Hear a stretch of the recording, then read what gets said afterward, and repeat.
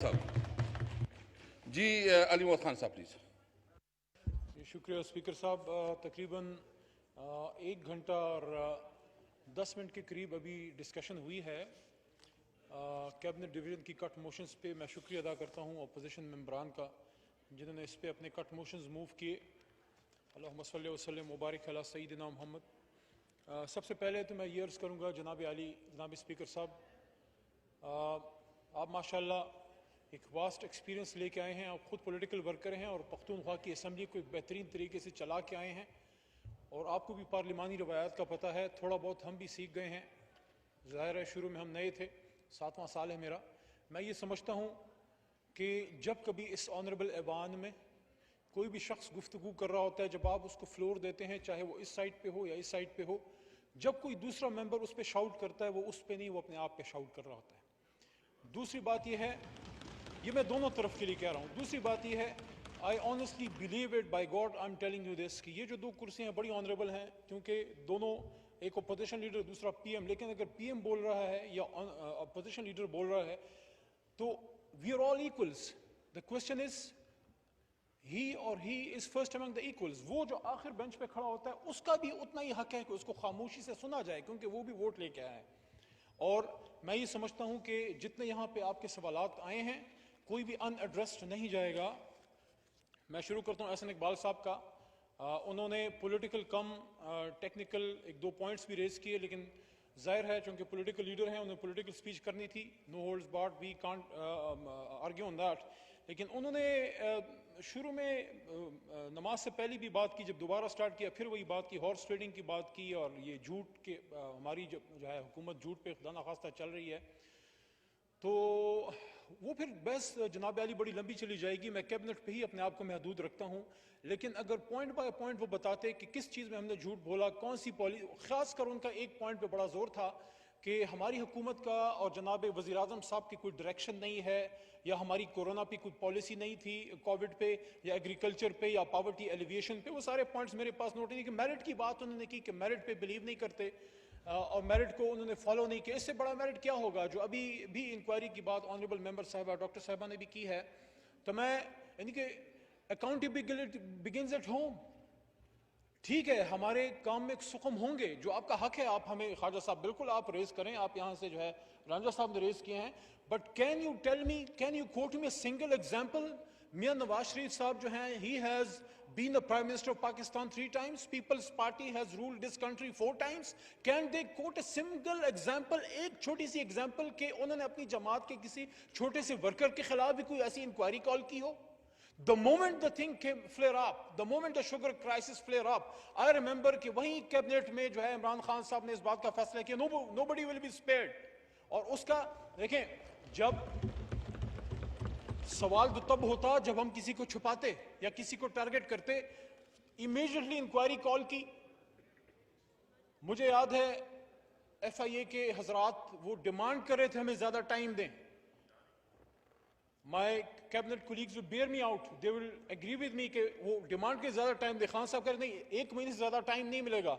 40-45 दिनों के अंदर जो है वो रिपोर्ट जो है वो पब्लिक हुई। उसके बाद हमने उसको फोरेंसिक के लिए भेज दिया, वो भी पब्लिक हुई, और उसको तमाम कंसर्न क्वार्टर्स के लिए भेज दिया गया है। Nobody will be spared. क्या कोई ऐसी एग्जांपल्स हैं उसमें जो सुकम है आप हमें बताएं, लेकिन आप जो काम नहीं कर सके और हमने कर दिया, तो I think we should at least give the credit where it is due. जिस चीज पे मैं समझता हूं कि इनको बहुत गलती कर गए उस पर क्रिटिसाइज करके, वो है एहसास प्रोग्राम, वो पावर्टी एलिवेशन डिवीजन जो कैबिनेट डिवीजन के नीचे आती है। यहां पे मैं समझता हूं रिसर्च बेस्ड बातें हो तो ज्यादा बेहतर है। पूरा पाकिस्तान हमें सुनता है। होना ये चाहिए कि ये जब पार्लियामेंट बोले तो पाकिस्तान खामोश होकर सुने, क्योंकि होना ये चाहिए कि पूरे पाकिस्तान का मगज यहां पे मौजूद हो, बेहतरीन दिमाग यहां पे मौजूद हो।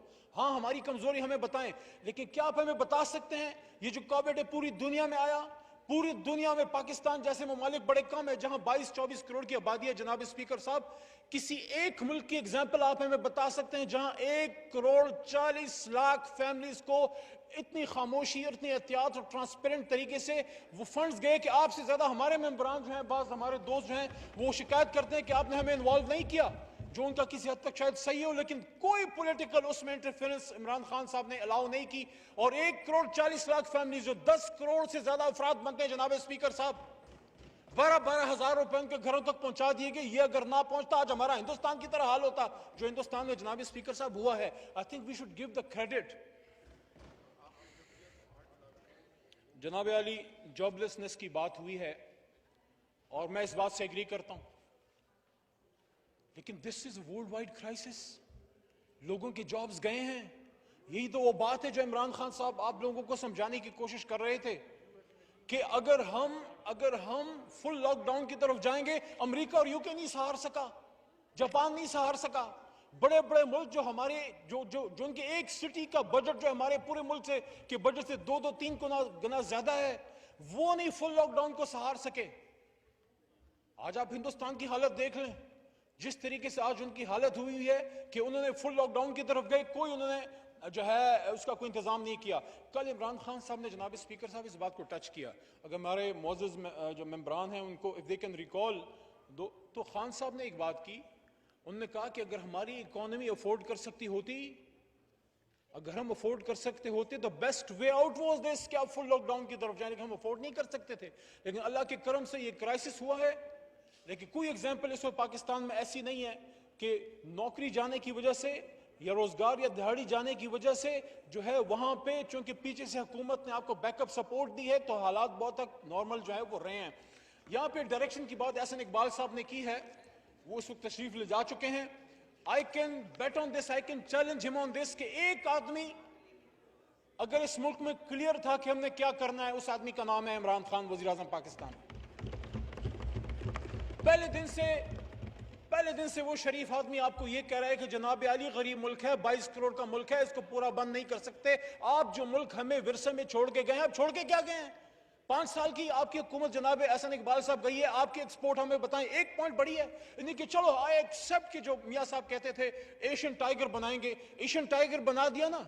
ये कैसा एशियन टाइगर है जो ना चल सकता है, जिसकी ना मुंह से आवाज निकलती है, जो ना आगे बढ़ सकता है, ना गुर्रा सकता है? ये कैसा एशियन टाइगर आप बना के गए कि हमारी एक्सपोर्ट 1% आप ऑन द एवरेज 5 साल की नहीं बढ़ा के गए। करंट अकाउंट डेफिसिट, जो कल यहीं पे वज़ीर आज़म साहब ने खड़े होकर बात की कि current account deficit is the parameter जो आपको गाइड करता है। करंट अकाउंट डेफिसिट जो है $20 अरब से $3 अरब पे लेके गए। ये 6,000 से 30,000 तक कर्जे तो आप लेके गए। तो अगर आप एक मजबूत, आखिरी बात, इस पॉइंट पे तगड़ी इकोनॉमी छोड़ के जाते तो इमरान खान साहब भी फुल लॉकडाउन कर देते, लेकिन नहीं किया इसलिए कि उनको एहसास है गरीब का। अब पॉवर्टी एलिवेशन पे और भी मेंबरान ने इस पे क्रिटिसाइज किया है। क्या इसमें कबाहत है कि गरीब आदमी जो वहां ट्राइबल एरिया से, फाटा से, एक्स फाटा से, वो वजीरिस्तान से, वो तुर्बत से, वहां गिलगित से, वो इस्लामाबाद या कराची आके मजदूरी के लिए आया, रात को खुले छत के नीचे सो रहा है, उसको अगर वहां पे एक रहने के लिए छत दे दी इमरान खान साहब ने तो क्या जुर्म कर दिया? अगर रात को खाने के लिए, दिन को मजदूरी नहीं मिली उस गरीब को, अगर शाम को खाने के लिए उसने एक वक्त की रोटी का इंतजाम इमरान खान साहब ने कर दिया तो क्या जुर्म कर दिया? एग्रीकल्चर पे एहसन इकबाल साहब ने उसको भी टच किया। स्पीकर साहब, सामने एक तारीफ अच्छी नहीं होती, लेकिन I would like to give you credit. Agriculture पे आप हमेशा, और आपने जो कमेटी भी बनाई है, दैट इज डूइंग गुड। मैं ये समझता हूं कि हमने पाकिस्तान के किसान के साथ एहसन इकबाल साहब जुल्म किया है। 18वीं तरमीम के जहां फवायद हैं, 18वीं तरमीम के कुछ नुकसानात भी आए। उनमें से एक ये भी है, and I can challenge anyone on this कि आप मेरे साथ इस पे बात करें। 2011-12 के बाद जब से 18वीं तरमीम जनाब स्पीकर साहब आई है, 65% मुल्क, 70% मुल्क जरी है। आपकी 60% के करीब स्पेंडिंग रियासत है पाकिस्तान की, सिर्फ मरकज की नहीं, पूरी रियासत सूबों की, मरकज की मिला के 18वीं तरमीम के बाद कोई कहता है तुम्हारा काम है, कोई कहता है तुम्हारा काम है। वो मुल्क जो 65% ज़राअत पे मबनी है, आपने 60% उस पर इन्वेस्टमेंट कम की है। कसूर किसका है? मिनिस्टर्स की बात उन्होंने की, नैब की बात की उन्होंने। I thought he was supposed to be talking on cabinet division. ठीक है, उनका राइट है अपने आप को डिफेंड करें, लेकिन मैं ये समझता हूं कि this floor is not for fighting personal battles. यहीं पे खड़े हो कि कल वजीर आजम पाकिस्तान ने ये बात की, जनाब स्पीकर साहब, ये please note this point. I want the media of Pakistan, electronic and print media, to take this out. For me, that was the most important point in his speech, apart from talking about Riyasat-e-Medina. उसके साथ ये बहुत अहम था, उन्होंने कहा मेरी किसी से कोई जाती दुश्मनी नहीं है. हसन इकबाल साहब, कल इमरान खान साहब ने यहाँ पे बात की है, मेरी किसी से जाती दुश्मनी नहीं है, लेकिन अगर मैं वज़ीर आज़म की कुर्सी पे बैठा हूं तो मुझ पे लाजिम है कि जो इसने इस मुल्क में जिसने मिस अप्रोप्रिएशन की है, मेरा अल्लाह मुझसे पूछेगा कि तुमने उससे पूछा कि नहीं. तो नैब तो आप लोगों ने बनाया, नैब का लॉ तो आप लोगों ने बनाया, नैब का चेयरमैन तो आप लोगों ने अपॉइंट किया. Why is Imran Khan and why is Tehreek Insaf responsible for that? जब आप लोगों की हुकूमत थी, why don't you resolve all these matters? और 2 साल से हम बैठे हुए हैं, क्या सिर्फ हमारा कसूर है कि नैब लॉ में हम आगे नहीं गए? बजट एलोकेशंस की बात की, एसडीजीज की बात की. मैं समझता हूं ये प्रोग्राम है पाकिस्तान के अवाम के लिए. आपके दौर से एमडीजीज की सूरत में चलता रहा, पाकिस्तान के अवाम को थोड़ा बहुत इससे फायदा हो रहा है, बहुत होना चाहिए, सबको मिलना चाहिए. फंड ज्यादा होंगे तो इंशाल्लाह सबको मिलेंगे. टूरिज्म पे उन्होंने बात की है. Tourism is the thing which can take Pakistan, ये पाकिस्तान को बहुत आगे ले जा सकता है. पाकिस्तान दुनिया के उन ममालिक में से है जनाब स्पीकर साहब जिन्होंने टूरिज्म पे बहुत ज्यादा जो है, अगर हम उस पर इन्वेस्ट करें, उस पर फोकस करें, तो ये हमारे नॉर्दर्न एरियाज, ये हमारा खैबर पख्तूनख्वा गलियात, ये हमारे हुंजा साइड, ये सारे जो हैं दुनिया के स्विट्जरलैंड लोग भूल जाएं. और इस पे शायद हमारे मोअज़्ज़ज़ मेंबरान को पता ना हो, लेकिन हमारी सूबाई खैबर पख्तूनख्वा की हुकूमत ने बड़ा काम किया पिछले 5 साल जब आप स्पीकर थे, खटक साहब वज़ीर आला थे. और अभी भी वहाँ पे चूंकि जाहिर है टूरिज्म डिवॉल्व सब्जेक्ट है और आप खुद अपनी बात की नफी करते हैं. एक तरफ कहते हैं सूबों को मजबूत करें, जब हम कहते हैं कि डिवॉल्व सब्जेक्ट है, 18वीं तरमीम के बाद सूबों को क्या है, हम उसको मजबूत कर रहे हैं, सूबों को टूरिज्म दे के उसको मजबूत कर रहे हैं. तो उसके बाद फिर आपकी तरफ से पॉइंट आता है कि मरकज में फंड नहीं दे रहे. हालांकि मरकज में भी इस पे भी एक पॉलिसी बन रही है कि दुनिया की सतह पे, मरकज की सतह से, फेडरल गवर्नमेंट की सतह से टूरिज्म को उठाया जाता है, लेकिन हमने सूबों को इसमें मजबूत किया है. आपको तो इसको अप्रिशिएट करना चाहिए. आप खुद सूबों के हकूक के सबसे बड़े दाई हैं. शुगर माफिया की बात उन्होंने भी की और मैडम डॉक्टर साहिबा ने भी की है. उस पर बात कर चुका हूं, मैं नहीं समझता उस पर ज्यादा बात की जरूरत है. वक्त साबित करेगा कि क्या इमरान खान साहब जो हैं उन्होंने अपनी किसी को बचाया. क्या इमरान खान साहब उन लोगों में से हैं जिन्होंने लोगों को जो है रात की तारीकी में जहाज़ों में बैठा के बाहर भिजवाया? क्या इमरान खान साहब वो हैं जिन्होंने अपने फाइनेंस मिनिस्टर को जो है मुल्क से बाहर निकलने का मौका दिया? क्या इमरान खान साहब वो हैं जिन्होंने अपने जो उनके घर के बच्चे हैं, लोग हैं, उनको जो है बावजूद इसके कि वो अदालतों में मतलूब थे, उनको बाहर निकलने के मौके दिए? या उन्होंने इंसाफ का, एहतिसाब का की इब्तिदा अपनी जमात अपने घर से की? ये वो आदमी है पाकिस्तान का. बिल्कुल किसी की बेजा तारीफ नहीं करनी चाहिए, लेकिन मैं जवाब दे इसलिए हूं कि मैं इस वक्त 2 साल से 21 महीनों से इस मुल्क का वजीर मुमलिकत बराए पार्लिमानी अमूर हूं. मेरे सामने शफकत महमूद भाई बैठे हैं, वहां हमाद बैठा हुआ है. They are responsible. Why? Because they are enjoying public office. Imran Khan did not enjoy a public office for a single day during his cricketing career. दुनिया भर से वो पैसा लाके इधर लाता रहा. यहीं से इमरान खान साहब के उस अस्पताल पे क्या टैक्स नहीं होते रहे?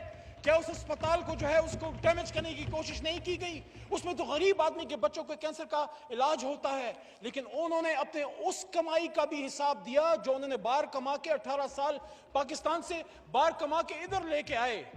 अगर उन्होंने 10 महीने सुप्रीम कोर्ट में अपना एहतसाब दिया है, सुप्रीम कोर्ट से सादिक और अमीन की सर्टिफिकेशन, जो शायद पाकिस्तानी अवाम को जरूरत नहीं थी लेकिन आपको शायद जरूरत थी, आपके लिए उन्होंने सादिक और अमीन का सर्टिफिकेट लेके आए. अगर वो 10 महीने का हिसाब दे सकते हैं पूरी जिंदगी का, आप क्यों नहीं दे सकते? आप क्यों शिकायत करते हैं?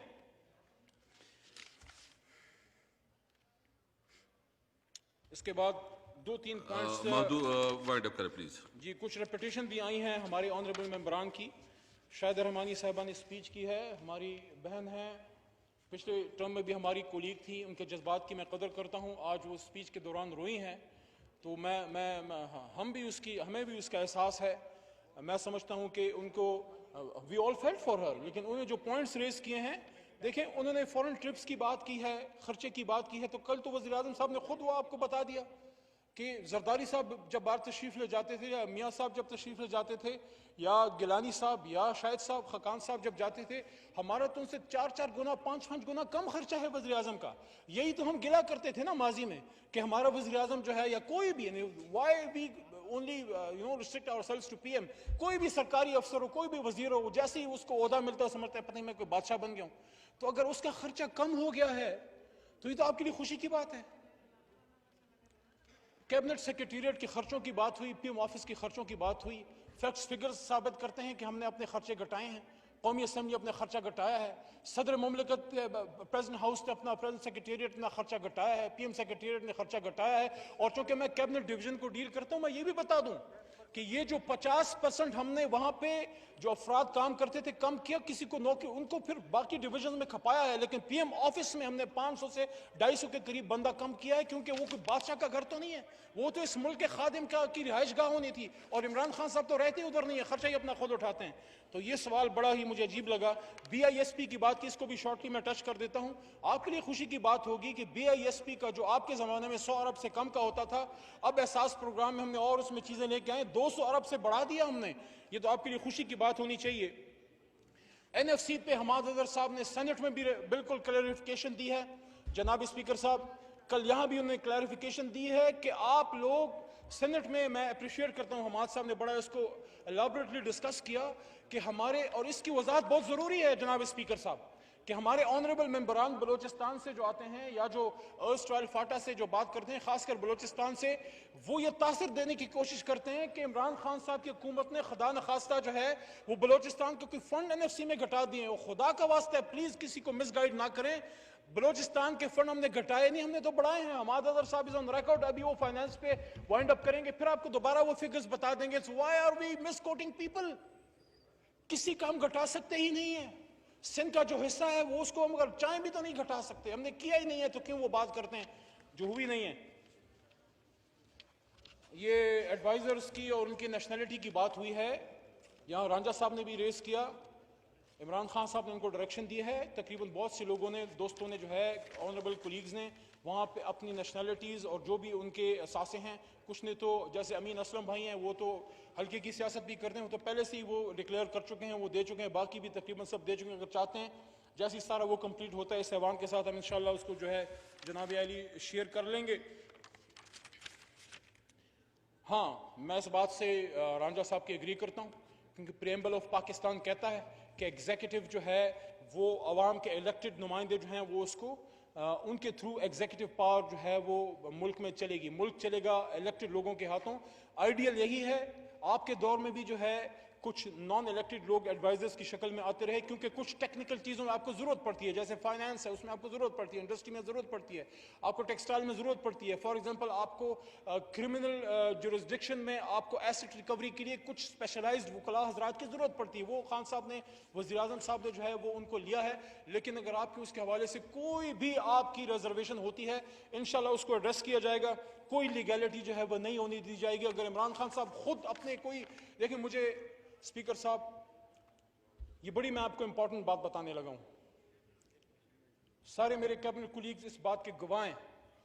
ये मुल्क का वाहिद वजीर आजम, मुझे नहीं पता ख्वाजा साहब, आसिफ साहब इधर मौजूद हैं, ये कैबिनेट्स में रहे हैं, क्या मियाँ साहब ने कभी ऐसी बात अपनी कैबिना में की होगी, मुझे नहीं पता, क्योंकि I am not been part of that और ना I am privy to those discussions. But अपनी हद तक मैं बता सकता हूं कि हमारी हुकूमत में पहले महीने में इमरान खान साहब की काबीना, जब मैं उसमें शामिल हुआ, मुझे याद है उन्होंने काबीना के मेंबर्स को सामने बिठा के एक बात की। उन्होंने कहा मैं इधर कोई सियासत वगैरह अपनी जात के लिए करने नहीं आया, मैं इस मुल्क को ठीक करने आया हूं, मैं अपनी हुकूमत कुर्बान कर दूंगा, लेकिन किसी करप्ट आदमी को अपनी काबीना में नहीं छोड़ूंगा। And he stays true to his word.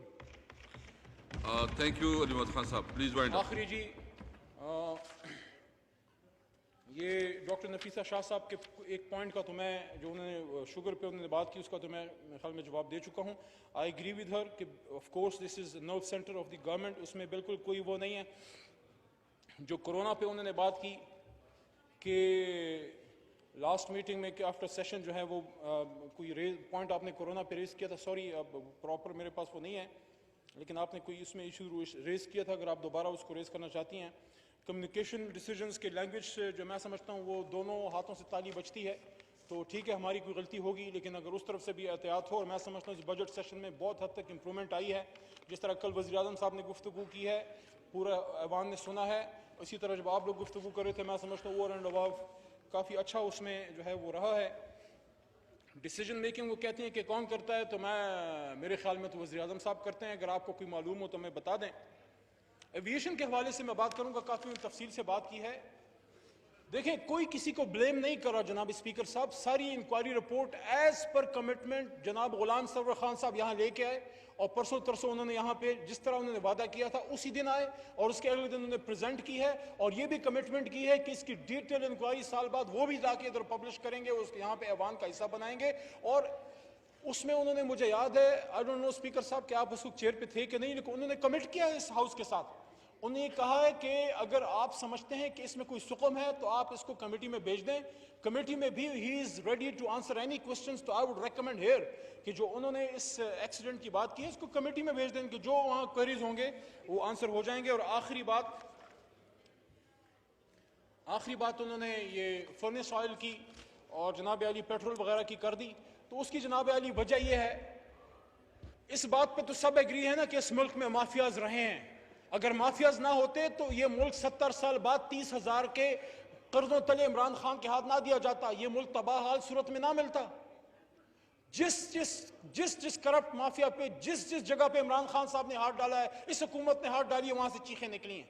चाहे वो शुगर माफिया हो, चाहे वो पेट्रोल माफिया हो, चाहे वो हॉस्पिटल ड्रग्स माफिया हो, जहां भी वो हाथ डालते हैं, किसी चीज को रिफॉर्म करते हैं, ये तो मैं समझता हूं कि आपको उनके हाथ तगड़े करने चाहिए कि वो माफिया पे हाथ डालें। आखिरी बात, इस पे उलमा कराम का बहुत बड़ा इसमें किरदार होना चाहिए कि वो बात जनाब स्पीकर साहब जो मेंबर ऑफ मस्जिद में होती थी, वो बात जो मेंबर ऑफ मस्जिद में होती थी कि पाकिस्तान का निज़ाम जो है वो इस्लामी होना चाहिए और यहाँ पे मदीना की रियासत की तर्ज की रियासत। आज अगर वज़ीर आज़म पाकिस्तान पर अल्लाह ताला ने मदनी रियासत की बात जारी कर दी है और इमरान खान साहब की हुकूमत में यहाँ खातबुन नबीयीन सल्लल्लाहु अलैहि वसल्लम की करारदाद हम सब ने पास की है, अगर वो मदीना की रियासत की बात करते हैं तो आपको तो सपोर्ट करना चाहिए, बजाय इसके कि हम इस बात का मजाक उड़ाएं कि इमरान खान साहब कहते हैं मैं मदीना की रियासत बनाऊंगा। आप हमें बताएं कहाँ सुकम है ताकि हम उसको ठीक करें, लेकिन खुदारा इस बात का मजाक ना उड़ाएं।